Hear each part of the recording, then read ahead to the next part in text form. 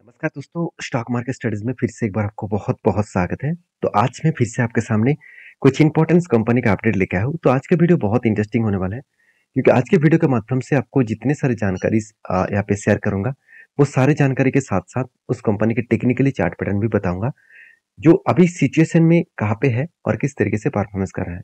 तो चलो एक-एक करके सारे डिटेल्स आपके साथ शेयर करूँगा, तो वीडियो को लास्ट तक ज़रूर देखिएगा और अभी तक अपने चैनल को सब्सक्राइब नहीं किया, तो ज़रूर कर लीजिएगा। कंटिन्यूअसली इन्फॉर्मेशन पाने के लिए इस चैनल के ऊपर बने रहिएगा। और हाँ, ये वीडियो टोटली एजुकेशन पर्पस में होगा, कोई भी मेरे तरफ से बाय एंड सेल का रिकमेंडेशन नहीं होगा।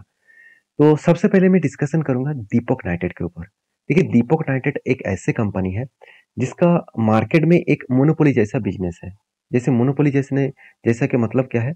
अगर मैं इस कंपनी के डिटेल्स के बारे में बात करूँ, आप एक चीज़ ध्यान दीजिएगा, Deepak nitrate has a 75% market share in sodium nitrate. तो सोडियम नाइट्रेट जो प्रोडक्ट है, उस प्रोडक्ट के ऊपर दीपक नाइट्रेट का जो मार्केट शेयर है, वो 75% है। इसका मतलब कंपनी एक एक ऐसे प्रोडक्ट बना के रखे हैं, जिस प्रोडक्ट में डिमांड भी है और उस प्रोडक्ट के डिमांड के बाद भी उस कंपनी के ऊपर सबसे ज़्यादा हक कंपनी को ही मिलता है। मतलब सबसे ज़्यादा अगर सेल होता है मार्केट में, दीपक नाइट्रेट का प्रोडक्ट ही सेल होते हैं।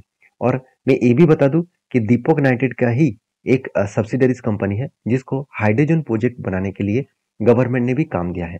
तो सोचिए, इस तरीके से सिचुएशन को आपको एक चीज में कन्वर्ट कर दूं, मतलब एक चीज में बता दूं कि दीपक नाइट्रेट मेरे हिसाब से एक अच्छा कौन सा कंपनी देखने को मिलता है, क्योंकि कंपनी की जो डिटेल्स है उसके बारे में चर्चा करूँ। इसका जो मैनेजमेंट है, मैं इस मैनेजमेंट के ऊपर बहुत ज़्यादा ट्रस्ट करता हूँ, क्योंकि मैनेजमेंट का कहना है कि कंपनी के ऊपर प्रॉफिटेबिलिटी कम हो कोई बात नहीं, कंपनी के ऊपर कोई भी कर्जा नहीं होना चाहिए। कर्जा अगर हो तो कितना भी प्रॉफिट कर ले तो प्रॉफिट तो वो जीरो हो जाएगा, माइनस में चला जाएगा। तो इसलिए सबसे पहले वो कर्जे को जीरो किया। अभी इसका मतलब ये नहीं कि कंपनी कर्जा नहीं लिया। अगर मैं उसी के बारे में चर्चा करूँ तो आप देखेंगे तो कंपनी के पास कर्जा भी अभी भी है। पहले तो कंपनी 1100 करोड़ के आसपास कर्जा हुआ करता था, और इस बार कर्जे को कुछ अलग लेवल में मेंटेन किए और 73 करोड़ के आसपास कंपनी का कर्जा देखने को मिला। तो जो कंपनी के ऊपर 1100 करोड़ का कर्जा था, वो घट के हो चुके कितना, 73 करोड़। और उस हिसाब से कंपनी का फिक्स्ड एसेट भी बढ़ा और कंपनी के ऊपर लगातार पैसा भी लगाते जा रहे हैं बिजनेस के ऊपर। तो कंपनी के रिजर्व भी 300 करोड़ से बढ़ के हो चुके 4000 करोड़। तो यहाँ पे जो अ, मतलब ग्रोथ है, जो ग्रोथ देखने को मिला है, वो कुछ अलग लेवल का ग्रोथ देखने को मिला। तो मुझे लगता है इस सिचुएशन के हिसाब से मैं एक ही बात कहूँगा कि कंपनी के ऊपर जो मतलब ग्रोथ पोटेंशियल है, वो आगे चल के बहुत ज़्यादा बढ़ने का चांसेस है। तो यहाँ पे एक चीज़ और भी बताना चाहूँगा कि कंपनी के ऊपर आप एक बात याद रखना कि इस कंपनी के ऊपर जब जब ग्रोथ हुआ, तब इंस्टीट्यूशन भी उसके ऊपर अच्छा खासा बाइंग किए। देखिए, इंस्टीट्यूशन का बाइंग्स भी आप देखेंगे तो कंटिन्यूसली इंस्टीट्यूशन कंटिन्यू कर रहा है, और 6% 17% के आसपास एफआईडीएस के पास होल्डिंग है। बाकी पब्लिक के पास भी होल्डिंग है अच्छा खासा, और प्रोमोटर के पास भी अच्छा खासा होल्डिंग्स है। और सबसे मजेदार बात यही है कि कंपनी के ऊपर जो क्वार्टरली रिजल्ट है, वो आप देखेंगे तो कंपनी का जो रिजल्ट अभी तक फाइनली नहीं आया। तो रिजल्ट कब आएगा, तो उसका डेट अनाउंसमेंट हो चुके हैं। तो फाइनली कंपनी का जो रिजल्ट मिलेगा वो 7 तारीख को मिलेगा। तो 7 नवंबर में आपको रिजल्ट मिलेगा। तो उससे पहले कंपनी का जो सिचुएशन है और जो सिचुएशन क्रिएट हो रहा है, जिस तरीके से मार्केट के ऊपर प्रेशर ही देखने को मिला, आपको लग रहा है कि यूक्रेन के साथ जो युद्ध स्टार्ट हुआ था, उसके यहाँ से युद्ध स्टार्ट हुआ, मतलब इस दिन में युद्ध स्टार्ट हुआ था, इसलिए क्रैश हुआ? बिल्कुल नहीं।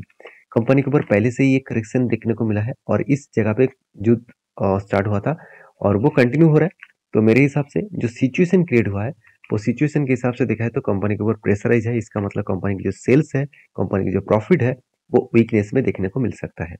पहली बात, कंपनी के जो प्रोडक्ट है वो एक केमिकल सेक्टर से बिलोंग करते हैं, तो इसलिए केमिकल का जो मार्केट में डिमांड है वो कम हुआ है, और उसी के चलते है दीपक नाइट्रेट के ऊपर भी प्रेशराइज है। फिलहाल के लिए मैंने आपको ये बताया था कि यहाँ पे सोल्ड आर कफ विद 100% बना, फाइनली ब्रेकआउट भी हुआ, ब्रेकआउट कंफर्मेशन भी हो चुके हैं। अभी मैं यहाँ पे यही कहूंगा कि कंटिन्यूसली सेल ऑफ हो रहा है, तो यहाँ पे दो लेवल्स बन सकता है। यहाँ पे प्रीवियस जो यहाँ पे जो स्ट्रॉन्ग सपोर्ट है, इस सपोर्ट को वो टच कर रहे हैं। वहां से अगर रिवर्सल करे तो फिर से वापस जा सकते हैं।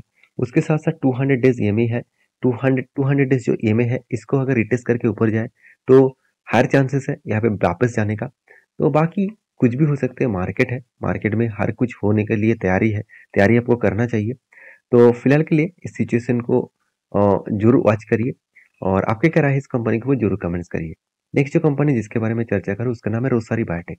देखिए रोसारी बायोटेक इंडिया की एक पॉपुलर केमिकल कंपनी है और केमिकल मैन्युफैक्चरिंग इंडस्ट्री से बिलोंग करते हैं और स्पेशलिटी केमिकल्स के ऊपर काम करते हैं। कंपनी होम केयर के ऊपर, पर्सनल केयर के ऊपर, हाइजीनिक के ऊपर, साथ ही साथ देखा जाए तो परफॉर्मेंस केमिकल के ऊपर, उसके साथ साथ एनिमल जो न्यूट्रिशन है उसके ऊपर काम करते हैं, टेक्सटाइल इंडस्ट्रीज के ऊपर कंपनी ये सारे प्रोडक्ट्स के ऊपर काम कर रहे हैं। तो जिसका डिमांड हर टाइम में है, तो फिलहाल के लिए डिमांड थोड़ा सा कम हुआ और उसी के चलते ही कंपनी के ऊपर सेल्स का जो माजरा है, सेल्स का जो पॉइंट ऑफ व्यू से देखा जाए तो वहाँ पे इस बार थोड़ा सा सेल्स इंक्रीजिंग तो हुआ, मगर उतना ज़्यादा high growth growth of potential में इंक्रीज नहीं हुआ। जैसे देखेंगे तो 425 करोड़ के आसपास सेल्स था, इस बार वो बढ़ के हो चुके 483 करोड़ के आसपास। तो मैं पहले ही बोल चुका हूँ कि केमिकल सेक्टर के ऊपर प्रेशर है, तो प्रेशर हमेशा नहीं रहेगा, कभी कभी वो उसको ब्रेक भी कर पाएंगे और उसको ग्रोथ भी कर पाएंगे।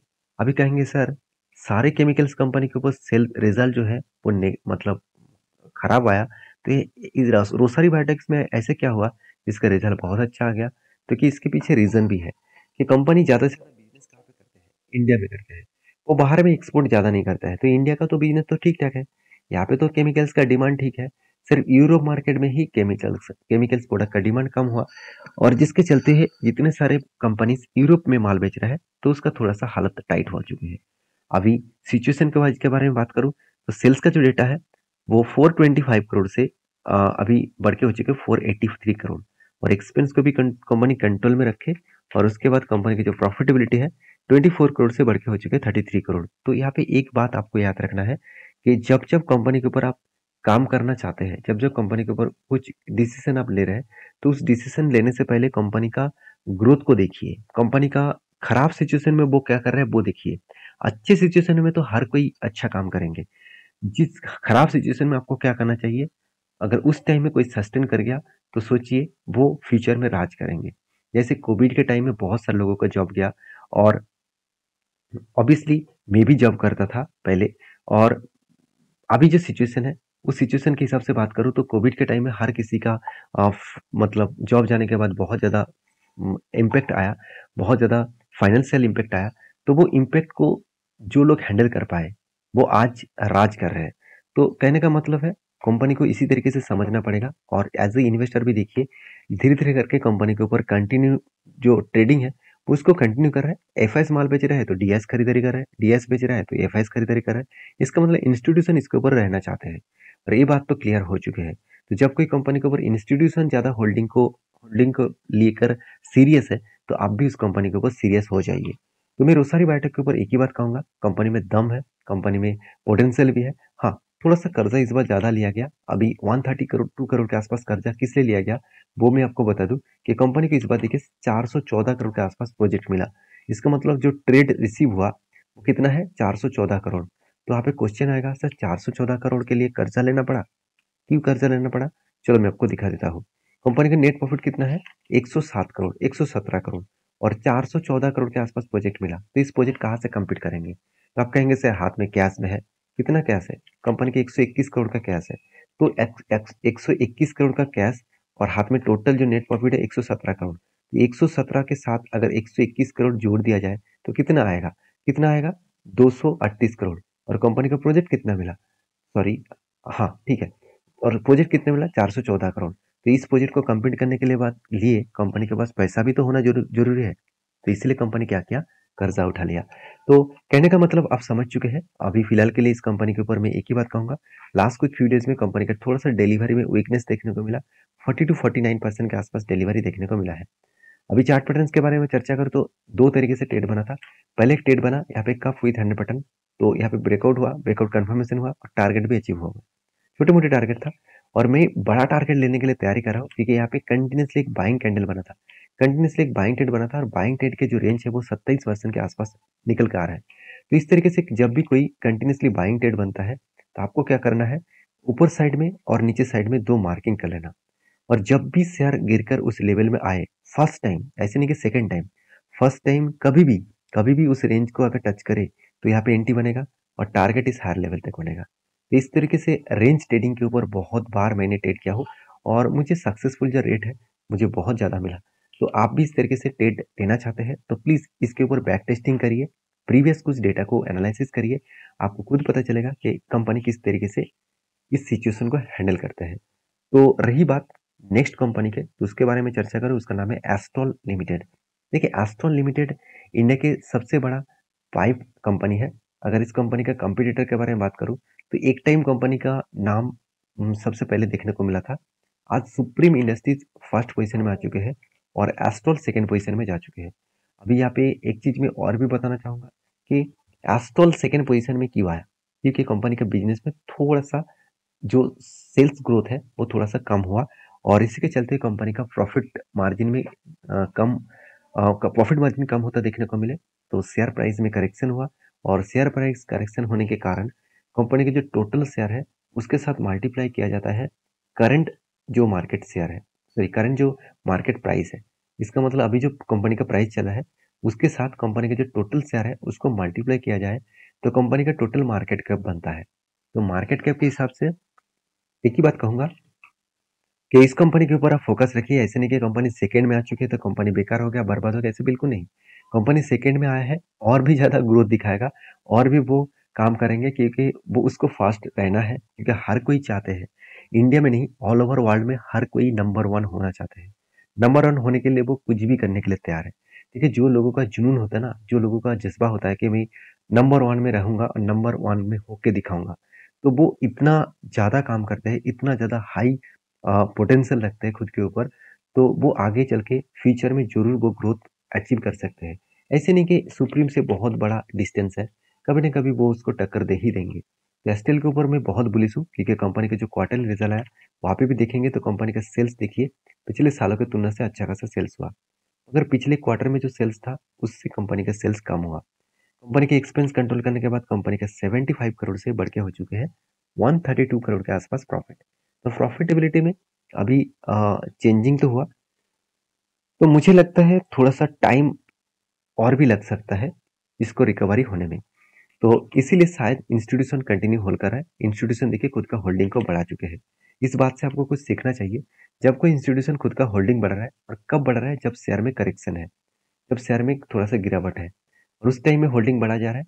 और इसका मतलब इंस्टीट्यूशन हमेशा चाहते हैं कि कभी भी कोई भी शेयर अगर डिस्काउंट में मिले और वो भी बेस्ट कंपनी है तो हमेशा उसके ऊपर मौका लेना चाहिए। तो फिलहाल के लिए जो सिचुएशन है इस कंपनी के ऊपर जो चार्ट पैटर्न बना है आप देखेंगे तो कंपनी एक कंटिन्यूसली जर्नी करने के बाद एक इसका जो प्रीवियस जो हाई था इस लेवल को रिटेस्ट किया। अभी फिलहाल के जो सिचुएशन बना मैंने आपको एक लेवल मेंशन करके दिया, तो यहाँ पे कुछ इस तरीके से पैटर्न क्रिएट हुआ, कप विद 100 पैटर्न क्रिएट हुआ और कप का जो मेजर है इसको मैंने मार्किंग किया और ऊपर साइड में मैंने टारगेट को यहाँ पे लगा दिया है। तो अभी एंटी किस तरीके से बनेगा, देखिए जब भी कोई कप विद 100 पैटर्न कंफर्म हो तो उसके ऊपर आपको उस हायर लेवल के ऊपर आपको ब्रेकआउट चाहिए। तो ब्रेकआउट यहाँ पे हुआ, तो ब्रेकआउट कंफर्मेशन करने के लिए इसके ऊपर क्लोजिंग होना चाहिए था, कोई ग्रीन कैंडल इसके ऊपर क्लोजिंग होना चाहिए था, मगर आज तक क्लोजिंग नहीं हुआ। तो मुझे लगता है थोड़ा सा टाइम लगेगा। नीचे आ रहा है, वही लेवल को वो टच करने के लिए जा रहा है जो इसका प्रीवियस स्ट्रांगली सपोर्ट है। तो सपोर्ट को टच करने के बाद मुझे लगता है फिर से वो रिवर्सल करेंगे क्योंकि सपोर्ट के आसपास ही कंपनी के 200 डेज ईएमए भी है। तो 200 डेज ईएमए और सपोर्ट दोनों एक साथ कंपनी को रिकवरी करने के लिए कोशिश कराएंगे। तो इस कंपनी के ऊपर आपको क्या राय है जरूर कमेंट्स करके बताना। और अच्छी बात गुड न्यूज़ क्या है, कंपनी डिविडेंड अनाउंसमेंट कर चुके हैं और कंपनी आपको 1:5 रेशियो के आसपास डिविडेंड भी दे चुके हैं। तो नेक्स्ट जो कंपनी है उसका नाम है एम के प्रोटीन्स लिमिटेड। तो एम के प्रोटीन्स लिमिटेड जो है वो एक एडेबल ऑयल बिजनेस करने वाला कंपनी है। देखिए एडेबल ऑयल में जितने सारे कंपनीज है वो सारे कंपनी एक एक करके स्प्लिट और बोनस लेके आ रहा है, एक्स्ट्रा एडवांस मतलब एडवांस आपको फायदा दे रहा है। और फायदा कितना दिया और वो मैं आपको बता दूं कि कंपनी ने 10 नवंबर में यहाँ पे स्प्लिट देने का अनाउंसमेंट किया और हर एक शेयर के बदले आपको 10 शेयर मिलेगा। और इस कंपनी के ऊपर काम करना चाहेंगे तो जरूर प्लीज एक बार रिसर्च करना उसके बाद काम करना। वीडियो में अगर जानकारी अच्छा मिले तो प्लीज लाइक करना, दोस्तों के साथ भी शेयर करना। मिलते हैं नेक्स्ट वीडियो में, तब तक के लिए अच्छे से रहिए, अपने ख्याल रखिए, धन्यवाद।